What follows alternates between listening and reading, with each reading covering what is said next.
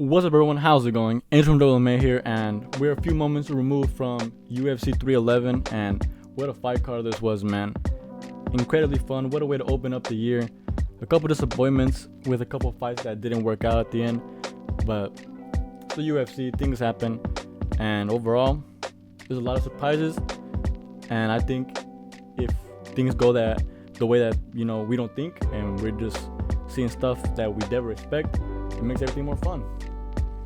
And speaking of which, some things that the first fight I want to talk about, Grant Dawson versus Diego Ferreira.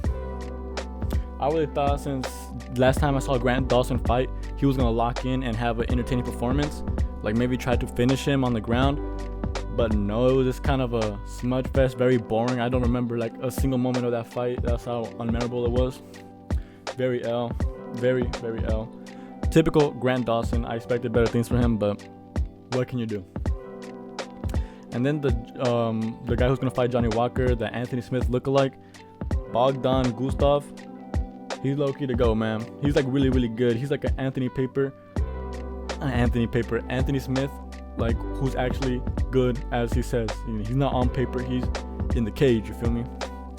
He was hurting, bro. He had a rough first round where dude took him down and had his back for the majority of the round, but then he reversed it, and then he just started throwing the damage. Eventually got the submission in round 2. We love to see it. Good win for him. And then we had Zachary Reese. He was supposed to fight Sadiq Dumas. Another fight that fell through. Very sad about that one. But what can you do? Things happen, like I said. He fought Asmat Borodiyov. Short notice. I thought Zachary might have taken it. But dude, he got put out so cold. Like it was from ground and pound. Like he was on top, just boom, and he just couldn't take it, and that's all she wrote. That was it. Insane finish from the other guy. What a debut for him. Excited to see what's next for him. And then following that, we had the absolute fraud check of Peyton Talbot. Ronnie Barcelos proved me and everyone else wrong, where he just showed that grappling is enough to win. He did what he needed to. He implemented his game plan so right that he bullied Peyton Talbot in there.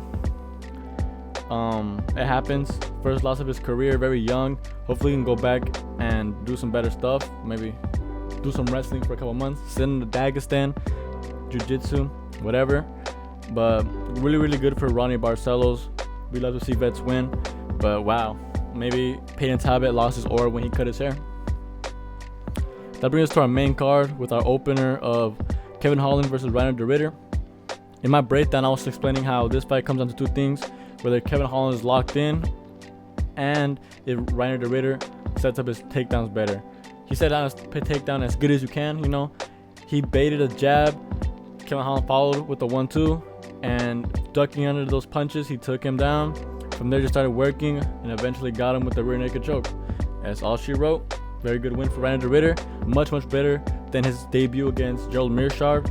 Hopefully he can fight someone in the top 15 next, and let's see what this guy's really capable of, because he looked incredible in there.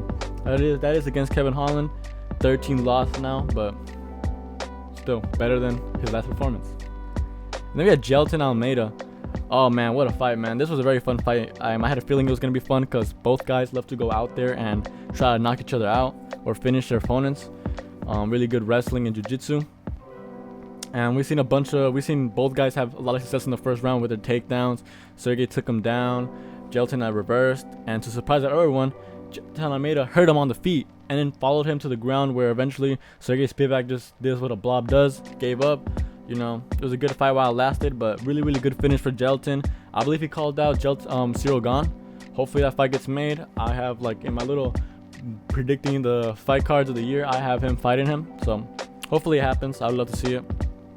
Now we reached the featured fight, Yuri Prochazka versus Jamal Hill. Oh my god, bro. I knew this fight was going to be amazing, but that good? Oh, dude.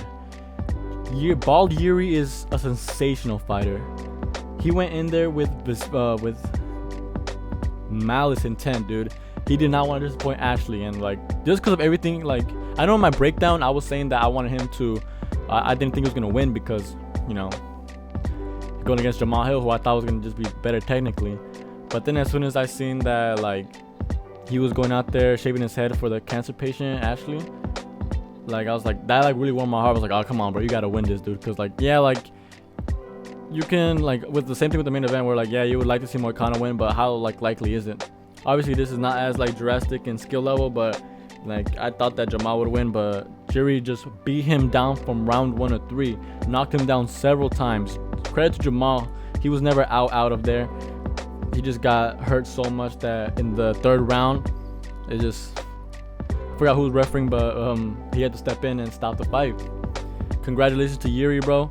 I know he's calling for the Alex trilogy fight, and oh man, bro, with that performance, bro, you almost want to give it to him, but maybe he has to fight someone who's coming off a win streak or something. Someone like maybe the winner of Yan versus Alberg. That would be a good fight, I think.